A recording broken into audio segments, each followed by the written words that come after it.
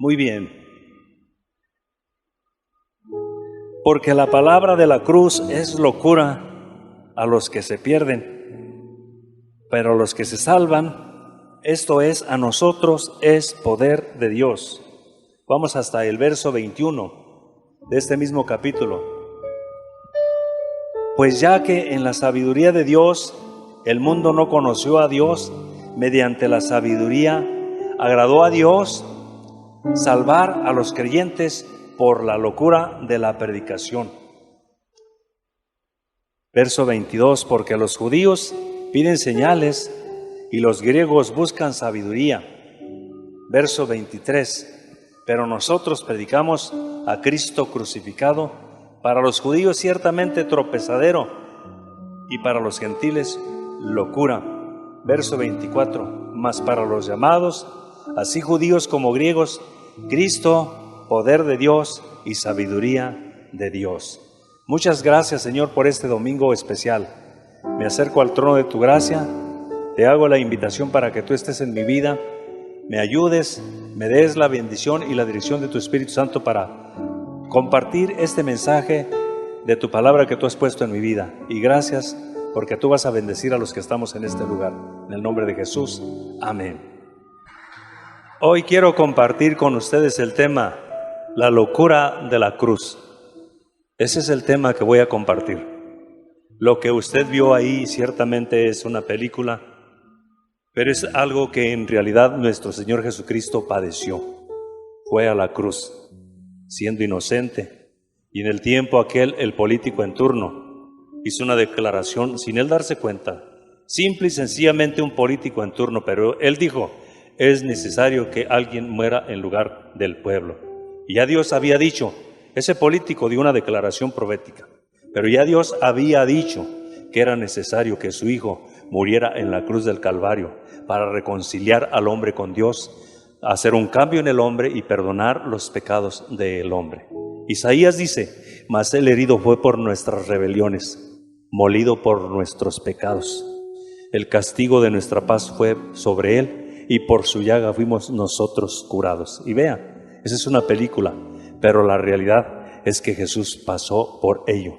¿Por qué Pablo entonces dice la locura de la cruz? Y Pablo es muy contundente cuando dice, porque la palabra de la cruz es locura para los que se pierden, pero los que se salvan, esto es a nosotros, es poder de Dios. Pablo, eso lo dijo en Corintios, y en Gálatas Pablo dijo, Cristo nos libró de la maldición de la ley del pecado, hecho por nosotros maldición, porque escrito está, maldito todo aquel que es crucificado en un madero. Así dice Gálatas, el capítulo 3, el verso 13, maldito. Por eso dice la locura de la cruz. La cruz era una pena de muerte, estipulada o establecida por el gobierno romano. Porque en los días que Cristo aparece en escena y que nace de la Virgen María y que Cristo viene como el Redentor de Israel, el Salvador de toda la humanidad, en esos días los judíos están bajo el yugo romano y la cruz es una pena de muerte, es un castigo que estipularon los romanos, así es de que estaba visto como una locura, como una maldición, y Pablo lo ubica como una locura. ¿Cómo es posible que alguien que muere en un lugar de maldición o que muera como un malhechor o de los más pecadores, que muriendo ahí, cómo es posible que pueda perdonar los pecados de la humanidad o salvar a la humanidad? Es por eso que Pablo dice la locura de la cruz, la locura de la predicación. ¿Cómo es posible que alguien que muere pueda salvar a otros si él mismo no se pudo salvar y él mismo murió? Comparto entonces este tema que es muy importante, la locura de la cruz. Fíjese que hay un himno en los himnarios tradicionales, o si me permite, ortodoxos, que nosotros utilizábamos, nombrados de triunfo y de gloria. Hay una alabanza, y si mal no recuerdo, se me hace que este era el himno 308, por algo así, por ahí estaba. En el monte Calvario estaba una cruz, y hay una parte del coro que tenemos que tener mucho cuidado cuando nosotros lo entonamos, porque el coro es la parte que se repite después de cada estrofa. El coro dice: oh, yo siempre amaré esa cruz. En sus triunfos mi gloria será.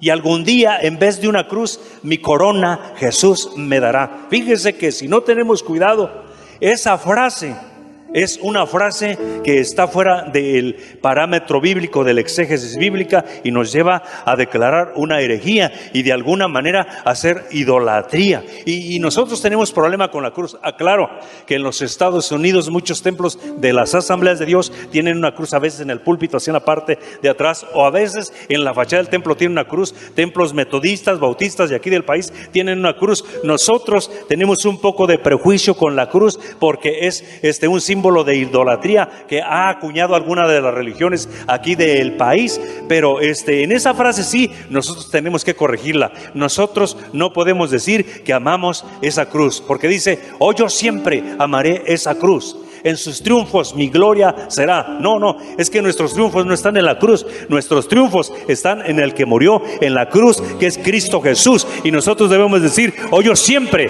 amaré a Jesús. En sus triunfos mi gloria será. Porque la cruz, al fin, eso era un lugar de tormento, de tortura, de maldición, un lugar de castigo. Eso era lo que era, un pedazo de madera. Eso era lo que era, y se quedó siendo como una cruz. Pero el que murió en la cruz, lo bajaron, lo sepultaron, resucitó, ascendió y está a la diestra del Padre, porque la muerte no lo pudo vencer. A nadie lo han sacrificado o ha sufrido como sufrió el Señor Jesús. Sin embargo, enmudeció, porque Isaías mismo ahí en el capítulo 53 dice: como cordero fue llevado al matadero, enmudeció delante del que lo trasquilaba, no abrió su boca para nada, solamente para decir: perdónalos porque no saben lo que hacen. Padre, en tus manos encomiendo mi espíritu. Entonces, si alguien piensa que ha sufrido mucho por el Evangelio, o alguien piensa que ha sufrido como Jesús o más que Jesús, discúlpeme, está equivocado. Nadie hemos sufrido como sufrió Jesús por la causa de la salvación. Él pagó el precio, y por eso es que usted y yo estamos transformados, redimidos, somos salvos. Ha habido un cambio en nuestras vidas y nuestros nombres están asentados en el libro de la vida. Sea glorificado el nombre del Señor para siempre. Dale ese aplauso al Señor. Grande es Dios. Lo invito para que escuche los aspectos o tópicos que contiene este mensaje sobre la frase: la locura de la cruz. El primero de ellos, la locura del mensaje de la cruz. Y está en ese versículo 18 que leímos: porque la palabra de la cruz es locura a los que se pierden, pero a los que se salvan, esto es, a nosotros, es poder de Dios. Esta es una declaración importantísima, especial, trascendente, con una profundidad muy especial. El mensaje del Cristo crucificado y resucitado, no se olvide, no necesita de ningún adorno de la retórica humana, ni de la filosofía imperfecta de los mortales. Simple y sencillamente es un mensaje de alguien que sufrió horrores, de alguien que fue azotado al máximo. Mas Dios, dice la Biblia, mas Jesús siendo en forma de Dios, no se aferró a cosa así celestial para no venir a la tierra, dice, sino que se despojó de sí mismo y tomó forma de siervo y hecho semejante a los hombres, dice, y aún estando en la condición de siervo, se humilló a sí mismo y murió en la cruz por nuestros pecados. Un lugar de tortura, un lugar de tormento. La locura del mensaje de la cruz, porque no se quedó en la cruz. La cruz se quedó con las señas de su sacrificio, con las marcas de los clavos impregnados de sangre que se quedó en ese madero, en esa cruz. Pero Jesús no se quedó en la cruz, porque discípulos que hasta el momento, allá en lo particular y en lo privado, por razones muy personales, no habían declarado de forma abierta, porque eran parte del Sanedrín, eran parte de los judíos, que ellos ya creían y ellos aceptaban que Jesús era el Hijo de Dios, y ellos aceptaban que Jesús era el Salvador del mundo. Fueron los que lo pidieron después de que sus discípulos terminaron acobardándose, corriendo, huyendo. Incluso la Biblia dice que uno huyó desnudo, envuelto en una sábana, uno de los discípulos del Señor. Ellos lo pidieron y lo sepultaron, pero no se quedó en el sepulcro. Jesús resucitó y está en victoria a la diestra del cielo. Por eso la locura de la cruz, ese Cristo crucificado, tiene una locura, porque no es posible, no es congruente.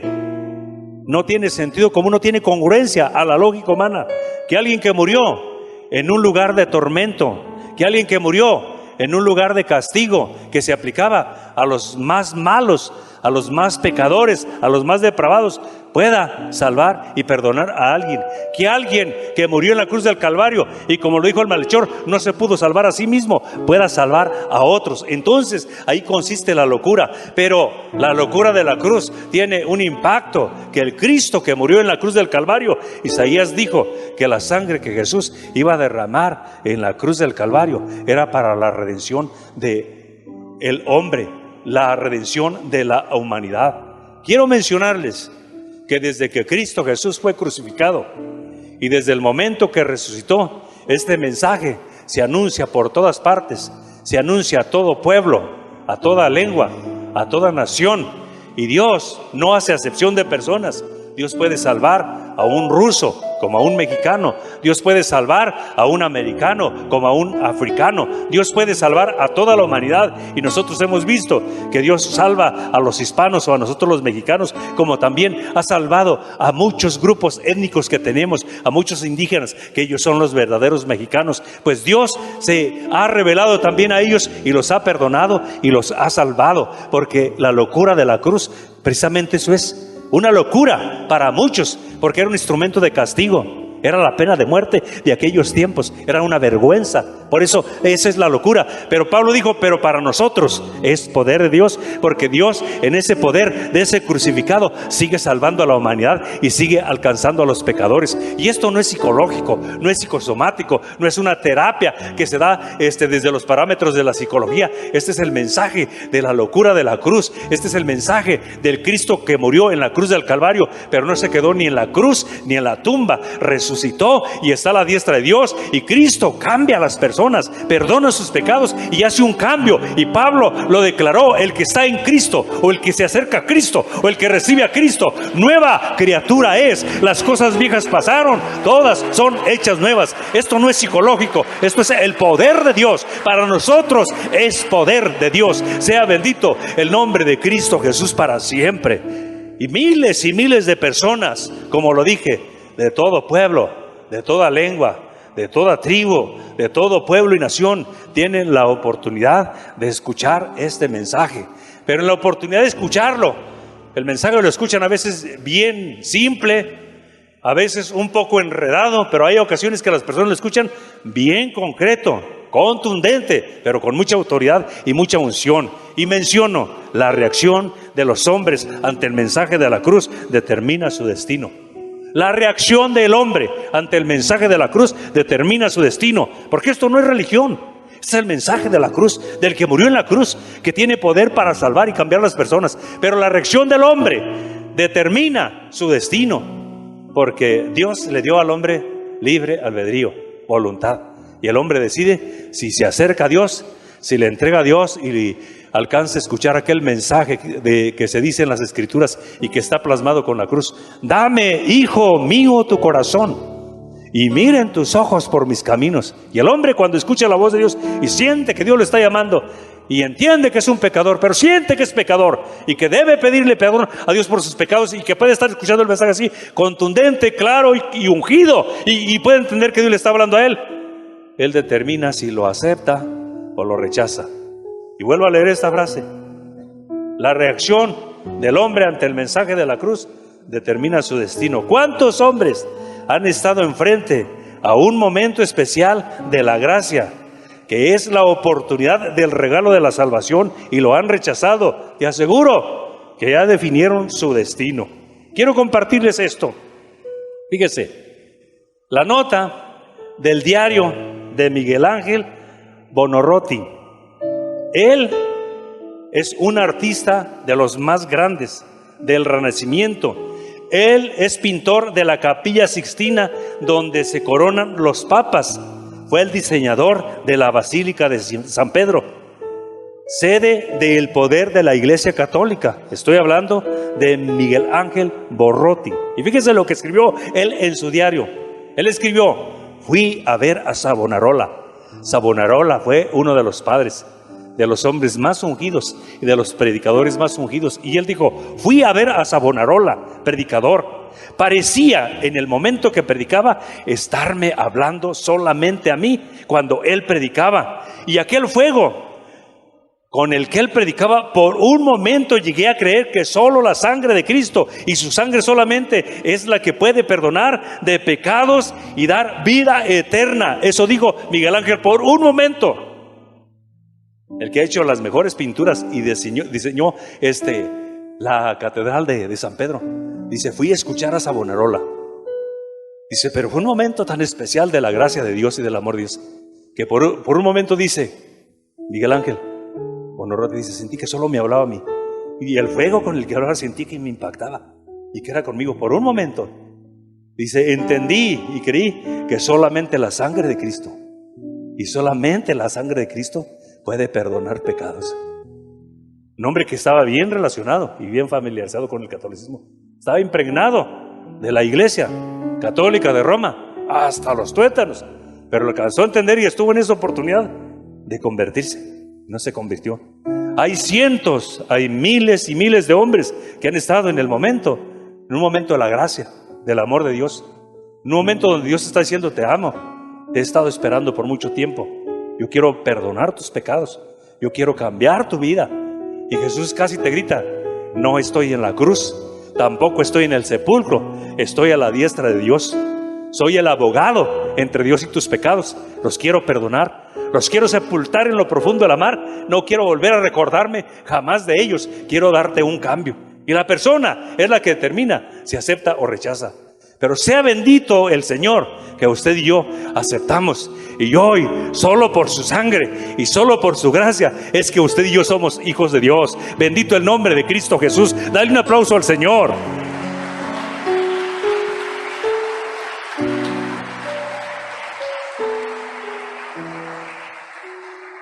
Retomo la frase: la reacción de los hombres que ante el mensaje de la cruz, la reacción de los hombres ante el mensaje de la cruz determina su destino eterno. Retomo esa misma frase: ¿cuántos hombres han estado enfrente a ese momento especial de la gracia de Dios, que es la oportunidad del regalo de la salvación, y lo han rechazado? Te aseguro que ya han firmado su destino. Dice la Biblia: porque no envió Dios a Jesucristo su Hijo al mundo para condenar al mundo, sino para que el mundo sea salvo por él. El que en él cree el que en él cree no es condenado, pero el que no cree ya ha sido condenado, por cuanto no ha creído en el unigénito Hijo de Dios. Estoy leyendo la Biblia, es Juan capítulo 3, versos 17 y 18. Vuelvo a mencionarlo: ante el momento de la gracia y de que Dios está tratando con tu entendimiento, está tratando con tu corazón y con tu conciencia, que Dios te está diciendo: dame, hijo mío, tu corazón. Yo pagué un precio muy alto en la cruz del Calvario. Me hicieron horrores, porque cada una de las gotas de la sangre que estaba derramando era porque quería limpiar tus pecados, y era para reconciliarte con Dios el Padre, era para darte un cambio, era para llenarte de felicidad. Dios está diciendo eso. Pero el hombre, si rechaza, fíjate lo que dice: porque no envió Dios a su Hijo al mundo para que condenara al mundo, sino para que el mundo sea salvo por él. El que en él cree no es condenado, pero el que no cree ya ha sido condenado, porque no ha creído en el unigénito Hijo de Dios. El que tiene al Hijo tiene la vida. El que no tiene al Hijo de Dios no tiene la vida. Esto es 1 de Juan, el capítulo 5, el verso 12. Hay muchos hombres y muchas personas que están en ese momento de la gracia, esos momentos especiales. Pero como Dios nos hizo personas con libre voluntad, la persona es la que determina si se entrega o no se entrega. Una de mis hermanas es la menor de las mujeres. Ella contrajo matrimonios con un hombre que no es cristiano, y por circunstancias de la vida se metió en un problema muy serio, y un tiempo se vinieron y estuvieron con nosotros en la casa. Y por aquel pasaje que dice que no hay profeta sin honra sino en su propia tierra, yo entendí que mi cuñado, que Antonio, me iba a ser fácil que se convirtiera. Y ya aprovechando que estaban en la casa, yo le dije a Blasi, dale las pláticas de los 7 pasos para ser salvo. Y en una de las pláticas, Dios usó a Blasi de una forma bien especial. Y mi cuñado es muy cerrado, es muy católico, está bien cuadradote en ese cubo, en ese marco, está bien cuadradote, bien cerrado. Pero en una de las clases, Dios empezó a usar a Verónica con esa gracia y con esa unción. Y Antonio, mi cuñado, estuvo frente a ese momento de la gracia, a ese momento del trato de Dios. Pero mi cuñado se metió en problemas muy, muy serios. Y cuando él entendió que era el momento de entregarse a Dios, él dijo, yo no puedo, por los compromisos que tenía.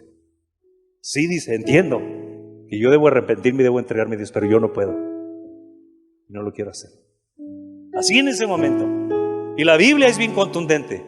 Esos momentos, si se desaprovechan, ¿quién sabe si Dios en su misericordia te pueda ofrecer otro momento, o te pueda prestar otro momento, o ya no hay otro momento? Porque son momentos del cielo, momentos de la gracia muy especiales, y la persona tiene el derecho de aceptarlo o rechazarlo. Quién sabe si se vuelve a prestar, pero es un momento especial. Miguel Ángel dice, y por un momento, casi por un momento, solo por un momento entendí que solamente la sangre de Cristo perdona los pecados. Lo entendí, pero no hizo la decisión por un momento.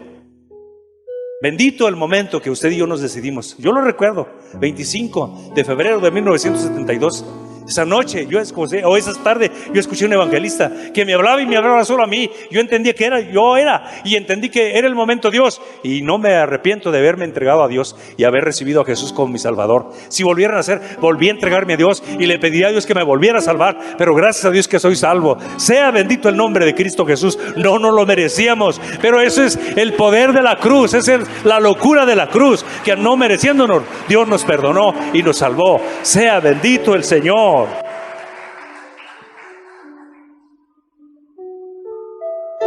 Así es de que era una locura, algo así como una insensatez.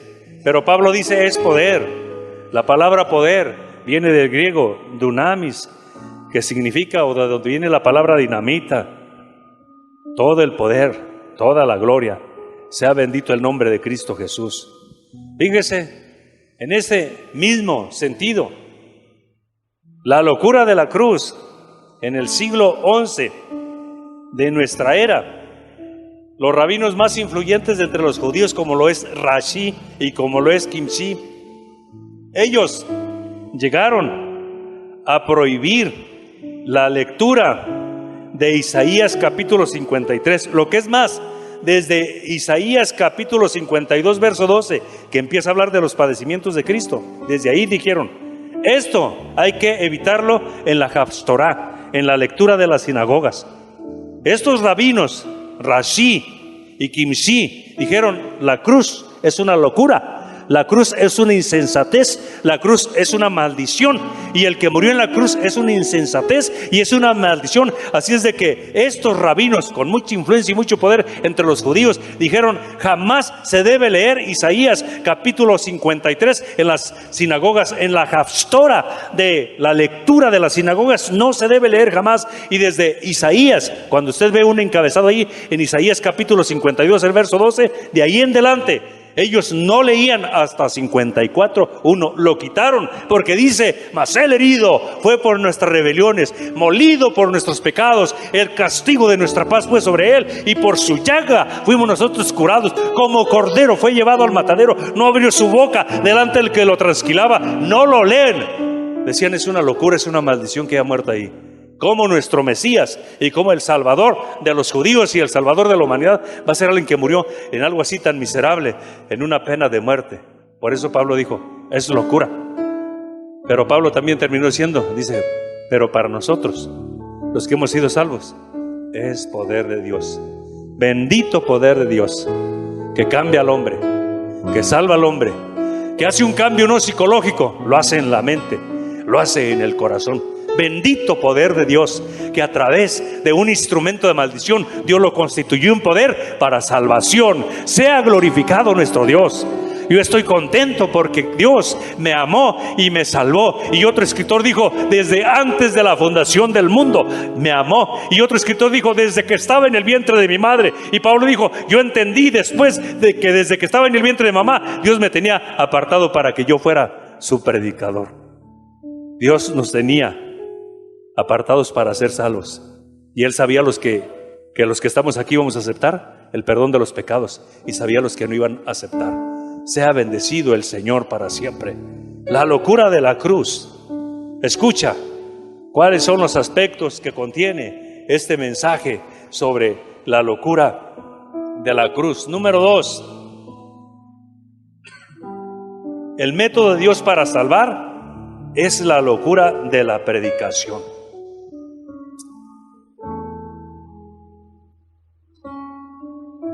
El método de Dios para salvar es la locura de la predicación. Eso es lo que dice. Quiero invitarlo para que leamos 1 Corintios 1:21. Vamos a leer este pasaje. 1 Corintios, el capítulo 1, el verso 21. Pues ya que en la sabiduría de Dios el mundo no conoció a Dios mediante la sabiduría, agradó a Dios salvar a los creyentes por la locura de la predicación. Eso dice la Biblia. Vea lo que dice. La locura de la cruz, el método que Dios utiliza para salvar al hombre, es la locura de la predicación. Pues ya que en la sabiduría de Dios el mundo no conoció a Dios mediante la sabiduría, agradó a Dios salvar a los creyentes por la locura de la predicación. ¿Sabe por qué Pablo está diciendo aquí esto? Es que inmediatamente cuando usted va al capítulo 17 del libro de los Hechos y pasa al 18, cuando Pablo termina en Atenas de predicar en Atenas en el Areópago, Pablo enseguida pasa a predicar en Corintio. Y aquí cuando llega con los corintios dice, he entendido que Dios no utiliza el medio de la sabiduría humana para salvar a los hombres. He entendido que Dios utiliza la locura de la cruz, la locura de la predicación, para salvar a la humanidad. Así lo enseña Pablo. Y es que cuando usted y yo vamos ahí en el capítulo 17 del libro de los Hechos, hay un aspecto ahí muy interesante que a mí me bendice y que me llama mucho la atención. La habilidad de Pablo. Pablo era un hombre, era un erudito, era un hombre muy elocuente, era un hombre muy especial, era un hombre muy profundo. Y Pablo, después de hacer una investigación entre los atenienses, ahí en el capítulo, hace una investigación, como si fuera a hacer una investigación de mercado, como si fuera a poner un negocio, hace una investigación del perfil religioso de los atenienses. Y después de que hace la investigación, hace una evaluación. Y después de que hace la evaluación, da un diagnóstico. Y Pablo termina elaborando un discurso conforme a la sabiduría y a la filosofía de los atenienses.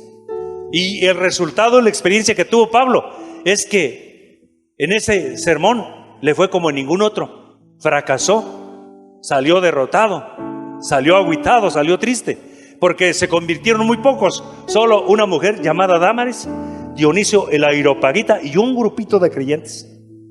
Pero lo entendemos mejor si lo leemos. Por eso dice, le agradó a Dios salvar a la humanidad no con la sabiduría humana, le agradó a Dios salvar a la humanidad con la locura de la predicación. Porque Pablo vivió esa experiencia. Pablo era un hombre elocuente, elegante, refinado, preparado. Tuvo un rabino particular, se llamaba Gamaliel. Era un hombre bien preparado. Entonces, cuando él hace la investigación, hace su evaluación y da el diagnóstico, fíjese, lo entendemos mejor si lo leemos. Voy a leerles en el libro de los Hechos, el capítulo 17, verso 17. Así que discutí en la sinagoga con los judíos piadosos y en la plaza cada día con los que concurrían. Y algunos filósofos de los epicúreos y de los estoicos disputaban con él. Y unos decían, ¿qué querrá decir este palabrero? Eso es cuando Pablo predicaba. Y otros, parece que es predicador de nuevos dioses, porque les predicaba el evangelio de Jesús y la resurrección. Y tomándole, le trajeron al Areópago. diciendo: ¿podremos saber qué es esta nueva enseñanza de la que hablas? Pues traes a nuestros oídos cosas extrañas. Queremos pues saber qué quiere decir esto, porque todos los atenienses y los extranjeros residentes ahí en ninguna otra cosa se interesaban sino en oír o decir algo nuevo. Sigue diciendo: entonces Pablo, puesto en pie en medio del areópago, dijo: varones atenienses, en todo observo que sois muy religiosos, porque pasando y mirando por vuestros santuarios hallé también, investigación, ahí está, porque pasando y mirando vuestros santuarios hallé también un altar en el cual estaba la inscripción: al Dios no conocido, al que vosotros adoráis, pues sin conocerle, es a quien yo os anuncio.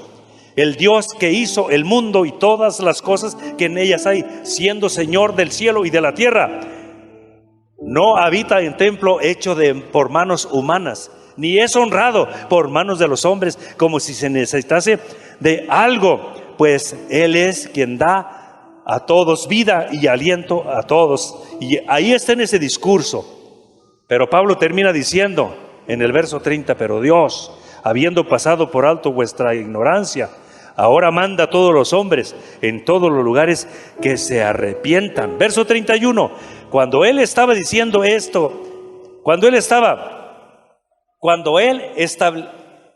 por cuanto él establece un día en el cual juzgará al mundo con justicia, por aquel varón a quien designó dando fe a todos con haberle levantado de entre los muertos. Pero cuando oyeron de la resurrección de los muertos, unos a otros se burlaban, y otros decían: ya te oiremos acerca de esto otro día.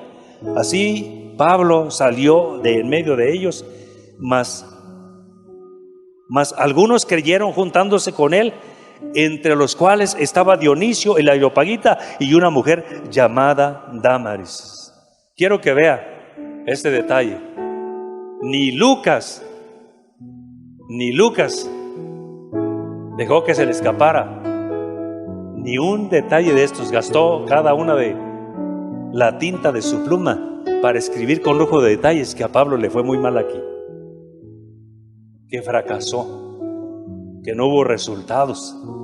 Vea cómo lo escribe Lucas con lujo de detalles, porque es el doctor Lucas el que escribió este capítulo de todo lo que hizo Pablo ahí. Un discursazo conforme a la sabiduría humana y conforme a la filosofía de los estoicos y epicúreos. Un discursazo. Cuando él dice: observo que soy muy religiosos, porque en la investigación que hice yo encuentro que hasta tienen un altar, tienen tantas imágenes, tienen tantos dioses, que encontré que tiene un altar al Dios no conocido. Un discursazo. Lo niveló a la sabiduría de los atenienses, porque incluso en la investigación que hizo Pablo, hasta Lucas lo registra con lujo de detalles. Dice que entre los atenienses e incluso los residentes, los que venían de fuera, siempre les hacía comezón del oír algo nuevo, del decir algo nuevo. Era lo que estaba en boga, y entonces cuando escuchan a Jesús les parece nuevo, y Jesús niveló el discurso en la sabiduría, en la filosofía de ellos, y fue un fracaso. Por eso dice Pablo en esta ocasión, dice: he aprendido que a Dios le agradó salvar a la humanidad, no con palabras de humana sabiduría. Ya lo aprendí, dice Pablo, ya lo viví, ya lo experimenté, ya fracasé, ya me fue mal. Poquitos se salvaron. Yo he visto, dice. Y Lucas escribe que donde yo predico se salvan por miles, que la gente se convierte, pero ya lo viví. Estoy persuadido, dice Pablo, que a Dios le agradó salvar a los hombres no con la sabiduría humana. A Dios le agradó salvar a los hombres con la locura de la predicación. Por eso predicamos. En los púlpitos no debe faltar la predicación, en los templos no debe faltar la predicación, porque Dios honra la predicación, porque Dios salva a través de la predicación. Bendito el nombre de Cristo Jesús. Dale un aplauso al Señor. Por eso predicamos en nuestros púlpitos.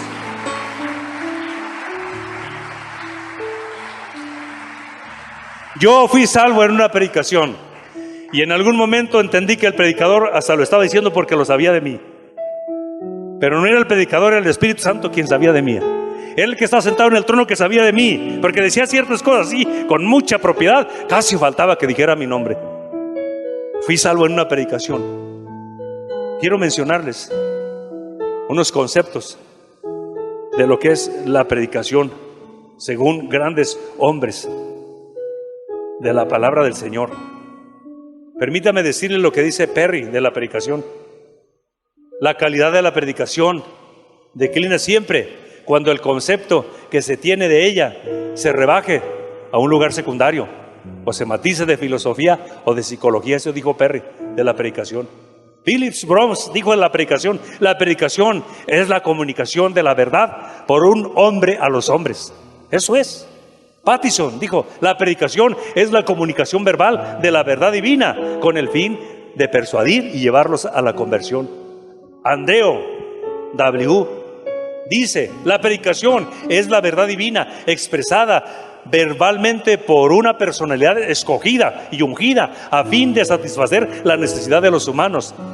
Matthew Simpson dijo, la predicación es la entrega del mensaje por un hombre que profesa haber sido salvo y profesa experimentar el poder de Dios y testifica de su verdad a partir de su propia experiencia. Orlando Costas, mexicano, él dijo, la predicación es finalmente el acto dinámico en el cual Dios se dirige a los hombres y a las mujeres fuera y dentro de un pueblo para confrontarlos con la verdad del Evangelio y llevarlos a la redención de Cristo Jesús, el crucificado. Sea bendito el nombre de Cristo el Señor. Todos ellos han sido predicadores de la palabra y eso dijeron de lo que es la predicación. La locura de la predicación, ya que agradó a Dios salvar a los hombres mediante la locura de la predicación, no con la sabiduría humana. Quiero leerles este pasaje. Hay hombres que no son salvos y que declinan a esa oportunidad, a ese momento.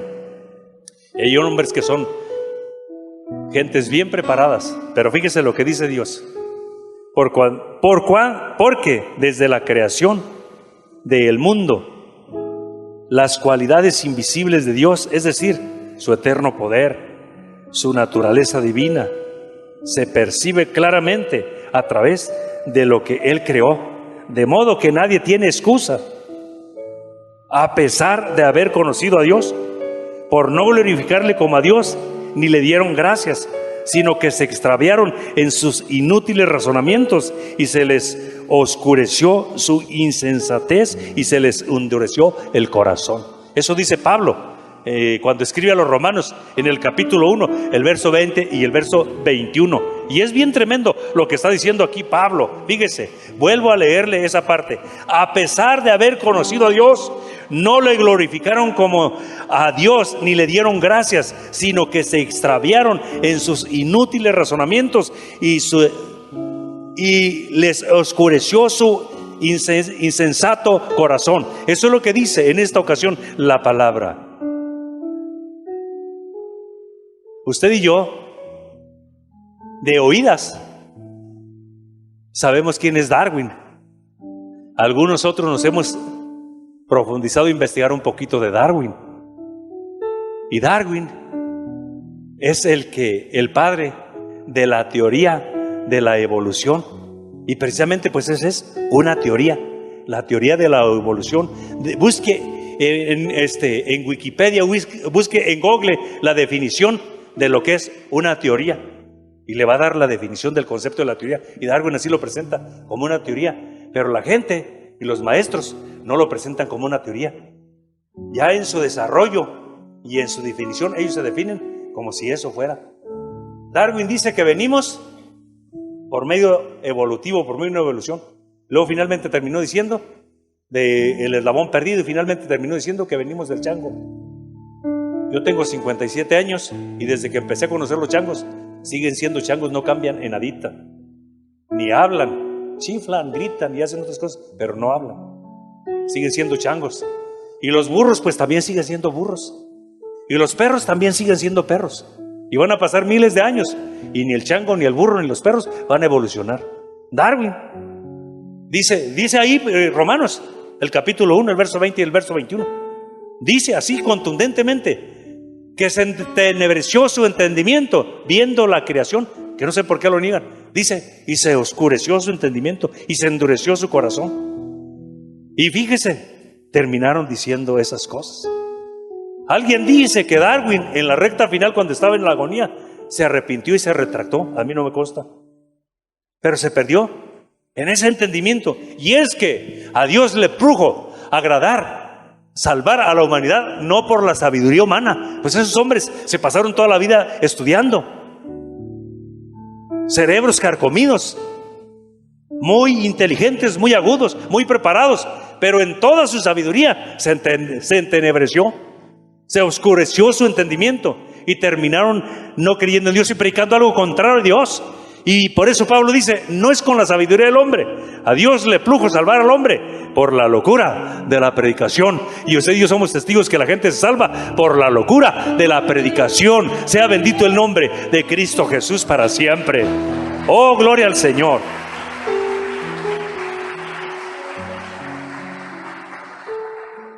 Escucha cuáles son los aspectos que contiene este mensaje sobre el título, la locura de la cruz. Número 3, el mensaje del Cristo crucificado.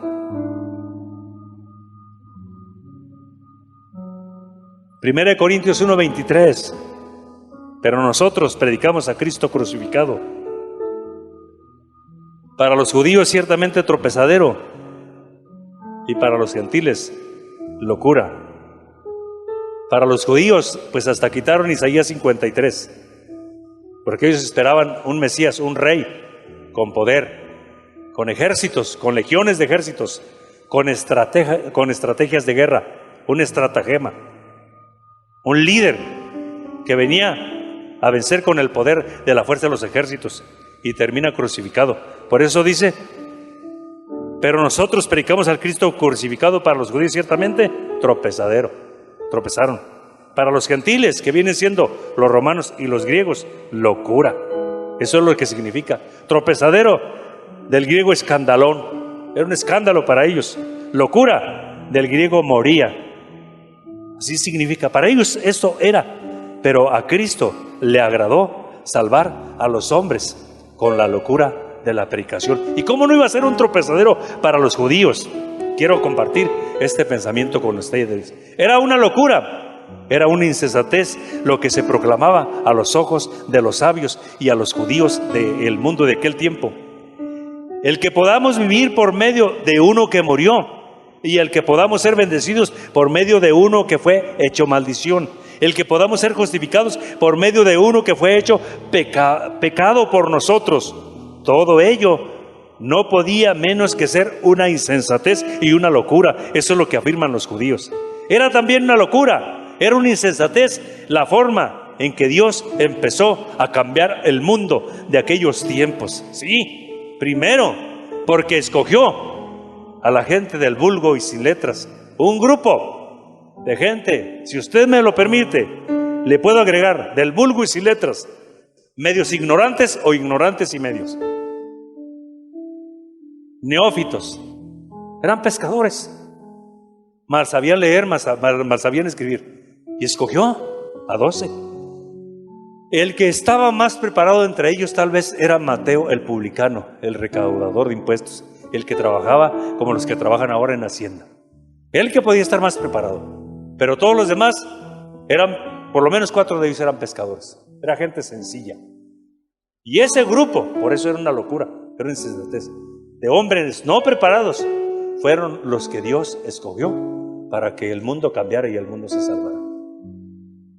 Y un día que Pedro y Juan van al templo, al santuario, y que entran por la puerta que se llamaba la Hermosa, que era el santuario de los gentiles.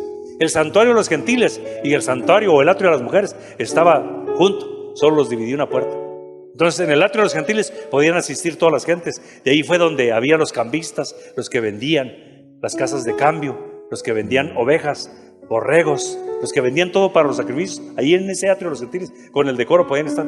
Y ahí Pedro y Juan todos los días iban a las 3 de la tarde a la oración. Y un día que van, ese paralítico que tenía más de 40 años y que le habían pedido a mucha gente, y que el paralítico tenía bien claro que toda su vida, que ahí se iba a morir así, paralítico, lisiado, sin poder trabajar y dependiendo de lo que le daba a la gente.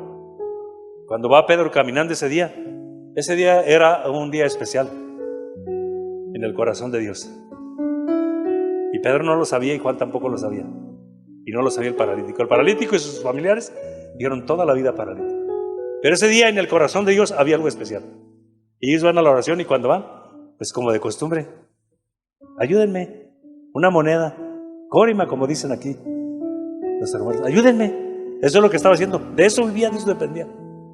Y Pedro va de largo, pues no traía en esa ocasión. A lo mejor se checó los bolsillos y no traía y ya se iba. Y lo más seguro es que le dijo, no traigo. Pero cuando va a irse de paso y que dijo, no traigo, terminó aquella frase, no traigo oro ni plata, mas lo que traigo te doy. En el nombre de Jesucristo de Nazaret, levántate y anda. Más de 40 años. Échele el sentido común. Quite la fe y vea las cosas en el sentido común. Sus familiares dijeron toda la vida a nuestro hijo, pobrecito, así se va a morir pidiendo limosna. Y él estaba ya decidido que así se iba a morir. Pero ese día en el corazón de Dios había algo especial para él. Y se detienen los hombres del vulgo y sin letras. Por eso decían los jueces, es una locura. No tengo oro ni plata, mas lo que tengo te doy. En el nombre de Jesucristo, levántate y anda. Y el paralítico fue impactado por el mensaje.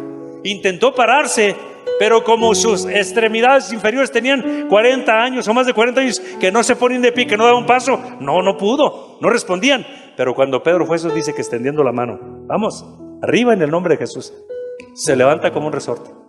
Y el hombre empieza a caminar, empieza a brincar, empieza a danzar y entra en el santuario gritando y dando gloria a Dios.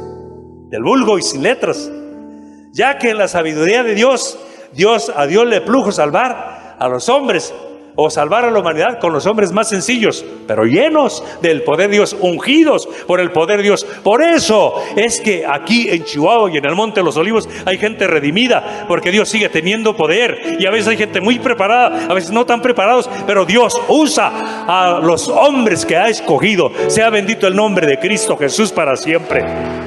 Gloria a Dios. Del vulgo y sin letras, simples, ignorantes o medios ignorantes, pero a Dios le plugo escogerlos y usarlos a ellos para que la humanidad se salvara. Segundo, la locura del mensaje de la predicación, el mensaje del Cristo crucificado. Para nosotros que predicamos a Cristo crucificado es una bendición, pero Pablo dijo, para los judíos es un tropezadero, para los gentiles, para los romanos y los griegos es una locura, pero Jesús es poder de Dios. Segundo aspecto, es que eran pescadores y tenían un tesorero que en el tiempo del Señor Jesucristo se robaba el dinero que juntaban, Judas. O sea, en una palabra, no tenían dinero para hacer una campaña. Hoy se los voy a mencionar y sí resulta, sí trae efectos. Por eso aquí parece una locura. Hoy hay iglesias que del Evangelio han hecho una herramienta de mercadotecnia y han aplicado todos los conceptos de mercadotecnia. Aquí en la ciudad de Chihuahua hay iglesias que han utilizado la mercadotecnia y han utilizado lo que es la publicidad y están vendiendo la idea del Evangelio. La idea del Evangelio, la prosperidad. Te venden muchas cosas y han crecido porque la publicidad sí impacta. Pero ellos no tenían lo que tienen algunas iglesias. Si alguien se mete a la televisión y empieza a vender el Evangelio como un producto, como mercadotecnia, impacta, trae gente. Si alguien se mete a la radio y empieza a vender el Evangelio como un producto de mercadotecnia y empieza a vender lo que se produce allí en su iglesia, impacta y jala gente. Pero ellos no tenían el suficiente dinero para hacer una campaña publicitaria de mercadotecnia. No lo tenían. Sin embargo, cuando el Espíritu Santo descendió, en el primer discurso, la primera predicación que lanza Pedro, se le convirtieron 3,000. Y aquí cuando sanó el paralítico, que los detuvieron, cuando los llevaron al pórtico de Salomón, que estaba ahí paralelo a los demás, ahí mismo donde estaba el atrio de los gentiles y el atrio de las mujeres, ahí mismo enseguidita estaba el pórtico de Salomón. Los llevaron ahí, los del Sanedrín, para exigirles: queremos que nos digan en qué nombre o en qué poder sanaron ustedes a este paralítico. Quiero que sepan, dijo Pedro, que en el nombre de Jesús, a quien ustedes crucificaron, este hombre está sano en vuestra presencia. Y discútanlo, háganle como quieran. ¿En qué nombre o con qué poder ustedes levantaron a este paralítico que tenía más de 40 años? La evidencia ahí estaba. Dice, en el nombre de Jesús, a quien ustedes crucificaron y mataron, es que este hombre está sano en vuestra presencia. Discútanlo, refútenlo. Se convirtieron 5,000. No tenían recursos para utilizar la mercadotecnia, los medios de publicidad. No digo que sea pecado, los que tengan, utilícenlos. Pero aquí, sin esos recursos, Dios se encarga de cambiar al mundo. 3,000, 5,000, y la iglesia era más de 10,000, porque la locura de la predicación, el mensaje de la cruz, salva a las personas. Con la gente simple y sencilla y sin recursos de mercadotecnia o de publicidad, Dios se encarga de salvar a la humanidad. Sea bendito el nombre de Cristo Jesús. Alábale, bendícele.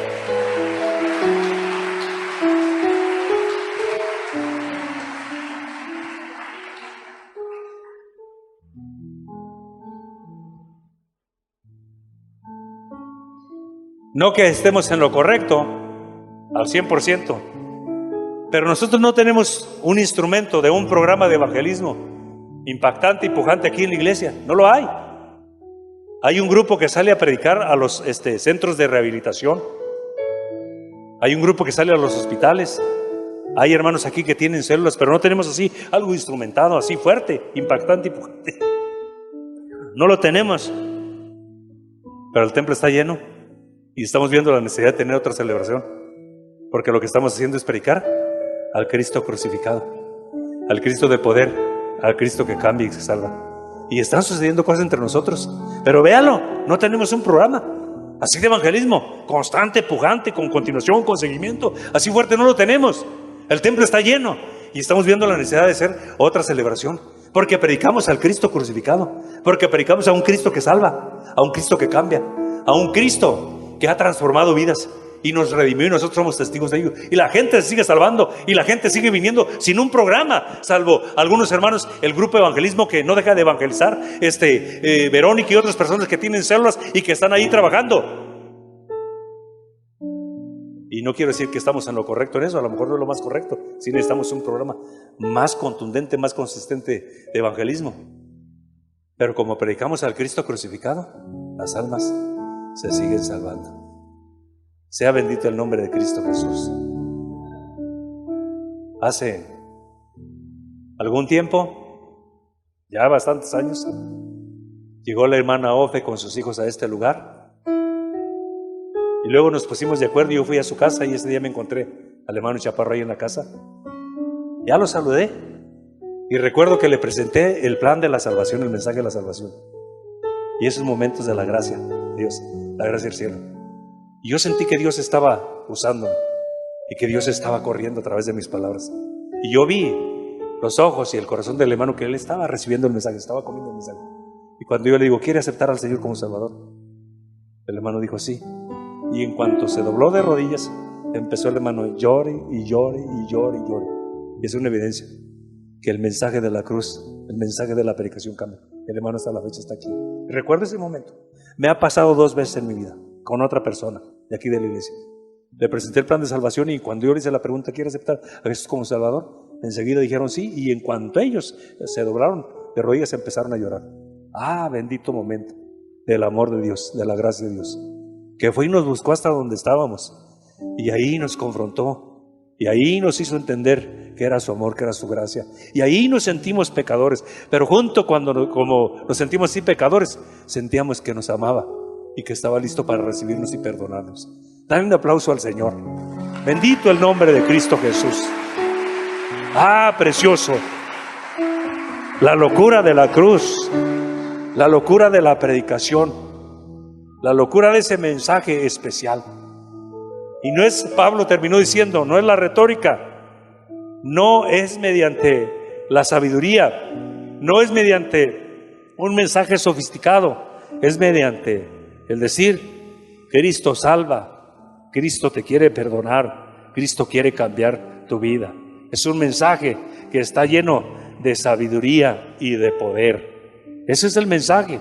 Fíjese, 1 Corintios, el capítulo 1, el verso 24 dice, mas para los llamados, así judíos como griegos, Cristo, poder de Dios y sabiduría de Dios. Esto es lo que viene siendo, es un mensaje de sabiduría y poder. Tan sencillo, y se los compruebo. A finales del siglo XX y a principios de este siglo XXI, el hombre, entre más bienes y riquezas tenía, llegaba a ser el blanco perfecto de los que extorsionaban y de los que secuestraban. Se hicieron los más vulnerables. Así es de que, por eso dice en esta ocasión, Cristo es sabiduría y poder. Cristo protege y salva. Cristo guarda y Cristo prospera a la humanidad. Sí, porque en algún tiempo, entre más bienes tenías, entre más riquezas tenías, eras el más famoso, eras el más poderoso, pero a finales del siglo XX y a principios del siglo XXI, los más poderosos, los más ricos, se hicieron los más vulnerables y eran el blanco de los extorsionadores y eran el blanco de los secuestradores. Siempre estudiaban su vida, sus movimientos, dónde vivían, los carros que tenían, siempre. Y cuando daban el zarpazo, les pegaban donde más les dolía. Algunos, mediante algunos días de sufrimiento, algunas semanas o meses de sufrimiento, que les cambió la vida para siempre, porque aunque pagaron el rescate, jamás volvieron a ver a sus familiares. Y las llamadas crueles, psicológicas, donde los estaban cada día desgarrando y destrozando. Algunos, pagando fuertes cantidades, recuperaron a sus familiares, pero desde entonces la vida ya no fue igual. Por eso en esta ocasión Pablo termina diciendo que en medio de toda la inestabilidad y de toda la zozobra que trae los vendavales y los cambios del mundo, dice: Cristo es sabiduría y poder de Dios. Estamos en el lugar correcto. Lo más grande que nos ha sucedido es estar bajo la cobertura de la sabiduría de Dios y bajo la cobertura del poder de Cristo. Cristo es sabiduría y poder de Dios. Es lo más grande.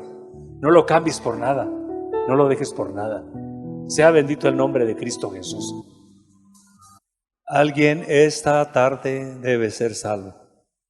Alguien necesita ser salvo. Alguien debe entregar su vida al Señor. Alguien debe acercarse al Señor.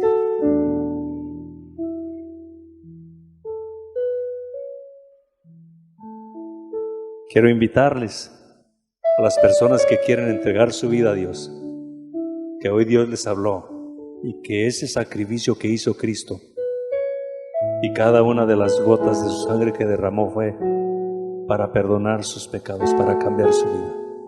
Alguien de los que no son salvos quiere entregar su vida al Señor en esta hora. Que llegó el momento y que Dios habló claro a su corazón, a su entendimiento, y que ya Dios tenía tiempo tratando con usted. ¿Alguien quiere entregarse al Señor en esta hora? ¿Hay alguien que quiere entregarse al Señor? Levanten su mano si alguien se quiere entregar al Señor. De los que quieren entregarse al Señor, ¿alguien se quiere entregar a Dios? Vamos a pedirles que nos prendan la luz. Allá tenemos dos hermanas. Gracias al Señor. A ver, levanten su mano, hermanas, las que quieren entregar su vida al Señor. Vénganse para acá. Vénganse. Este es un momento especial. ¿Alguien más? ¿Alguien más entiende que este es el momento de Dios? Que deben entregarse al Señor. Que quieren ser salvos. ¿Alguien más quiere levantar su mano? ¿Quieren venir a este lugar? Gracias, hermano. Gracias. Dios les ama y Dios los ha estado esperando. ¿Alguien más que entiende que llegó el momento? Miguel Ángel dijo: por un momento, solo por un momento entendí que solo la sangre de Cristo Jesús perdona al hombre, perdona los pecados. Mire, unos hermanos más. Vénganse aquí al altar. Dios los ama y los estaba esperando. Dios quiere regalarles la salvación. Dios quiere cambiar sus vidas, sí. Hermano Enrique, trae a alguien más. Eso es, mija, es la mejor decisión. Si vienes llorando es porque Dios está tratando contigo y te está diciendo: te amo, te quiero perdonar. Ya la jovencita viene llorando desde ahí. Algunos hermanos venían ya desde ahí llorando, tocados. Véngase acá, mi hermano. Este es un momento especial. Oh, hoy va a haber fiesta en los cielos. La Biblia dice que cuando un pecador se arrepiente, los ángeles hacen fiesta en los cielos. El cielo se goza, se regocija.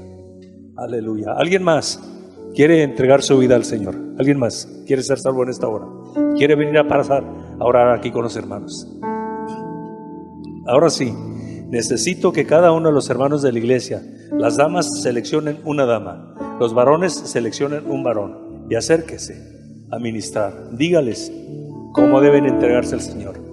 O ayúdeles un poquito, oriéntelos, dígales cómo deben entregarse, qué le deben decir al Señor y déjenlo que ellos lo digan. Este es el momento muy especial.